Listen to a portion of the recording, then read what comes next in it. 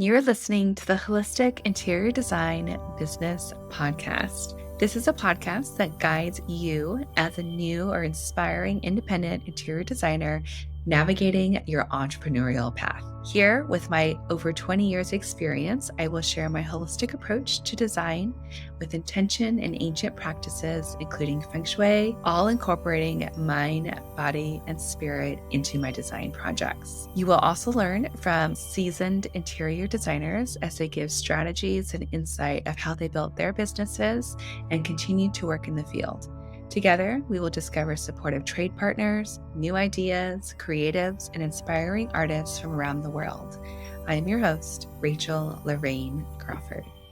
Hello. Today I am talking all about tarot and why I incorporate tarot and Reiki into my interior design business. I just thought it was something that I would talk about since I do it often, and it's unusual for an interior designer to be incorporating tarot and Reiki into interior design. So I thought you might all want to know about that and how you can incorporate a practice that you do into your interior design firm or even just your practice, even if you're not an interior designer. Before we do that, I'm going to go ahead and set our space. I'm going to ring our bell. Just connecting into the present moment, grounding into our bodies. And I'm going to light our candle, setting the intention, connection with all of you,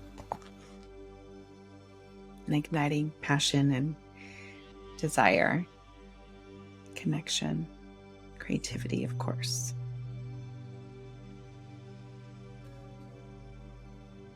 All right.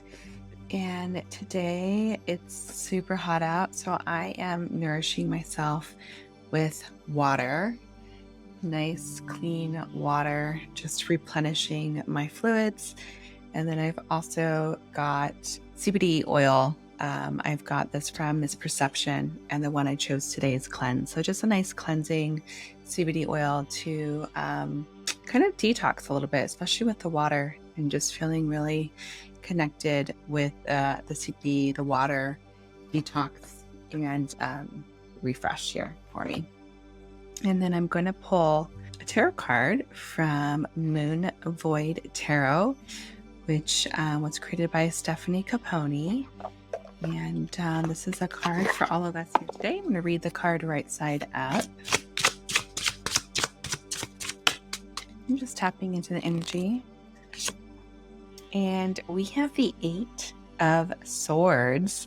And whenever I get this card, it's always a reminder that we put ourselves in these cages of misperception. It's all in our minds, that we are trapped, that we have no way out. We're stuck between a rock and a hard place.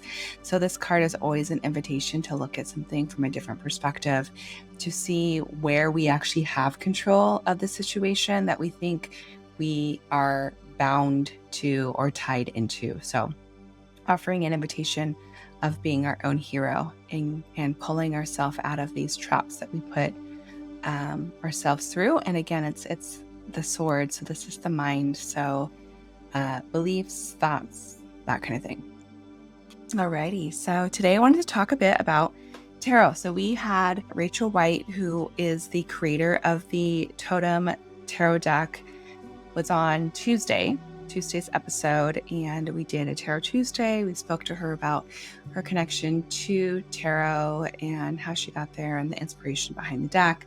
And I pull a card on the podcast every time we come on. I try to pull a card every day, and I incorporate it into my interior design practice. Not every client of mine is into tarot, and I don't bring the deck out with every client, but I do have clients that do look forward to the deck, that welcome the readings. And I just wanted to share with you all how I incorporate that into my interior design business. So a lot of times when I'm getting a design client, they will want to have a clearing an energy clearing of the space before we start interior design. So that's really clearing out any old energies.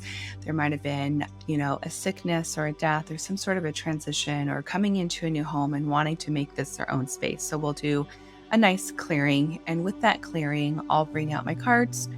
And for me, it's just a way to connect to the energy of the house to see if there's anything that the house might be wanting to communicate with the client.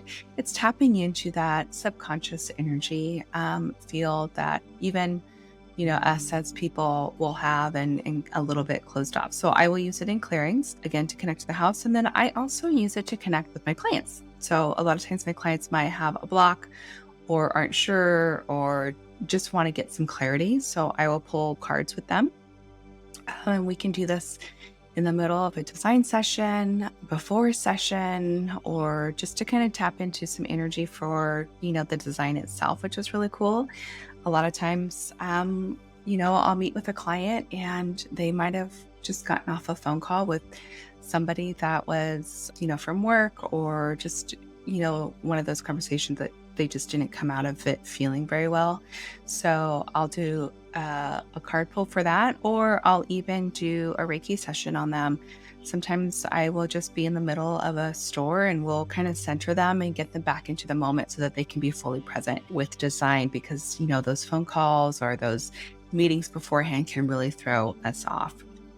So that's how I use these practices into my interior design business. I feel like I get really close with my clients and they really enjoy having this insight as a way to tap into, like I said, the energy field that sometimes isn't so prevalent to us. So I would love to invite you to think of maybe a practice that you do, that you find sacred, that you find to be of a place that's really special to you, and see how you can incorporate that into your own interior design business, to really set yourself apart, to make yourself, be seen by others, and in a way as well to connect with your clients. I find that, reading cards or doing Reiki, I'll even do Reiki sessions for my client on a separate appointment where we just do Reiki and we connect with them, because we can clear a lot of stuff. We can clear a lot of blockages and get things going. And yeah, they just really, really appreciate it. And it's just a deeper way of connecting with them and a way for me to design for them on a deeper level, knowing, so much more about them. Not that we don't know about our clients in detail, because design is so close and personal, but it's just another beautiful way to do that. So like I said, there might be a skill or something that you carry that you could, take into your design business. And I would love to know what that skill is, or if there's been some practices that's been unusual for you in your design world, and it helps you connect with your clients, because that's super cool and super, super important. And for me, tarot is something that I've sort of self-taught. I started that in, I think it was 4 or 5 years ago. I reconnected with tarot, although I have a deck, that I've had for since I was 17. So a long time. It's just a way for me to connect with that energy that I think is so powerful. So that's why I use tarot in my practice. And that's how I use tarot in my practice. And like I said, it's not for everybody. And I don't use it with all my clients, but the clients that do request it has been really, really lovely, and just a really cool way to connect with them. You've been listening to the Holistic Interior Design Business Podcast. If it's one that you have been enjoying, please share with anyone else that you think can benefit from this knowledge, and leave us a 5-star review. That helps us get seen and found by other new and aspiring interior designers. And if you're looking for mentorship, I invite you to join our club here at the Design Coven. It's a bridge between school and real life interior design. We get in much deeper there. We have virtual and in-person events, so everyone is welcome. You don't need to have a design degree to be part of it, just an interest in holistic interior design. I also want to thank our editor, Marcy Ferry, and lastly, Kinseth Thibodeau, who is our music composer. Until next time, be well, and we will see each other soon.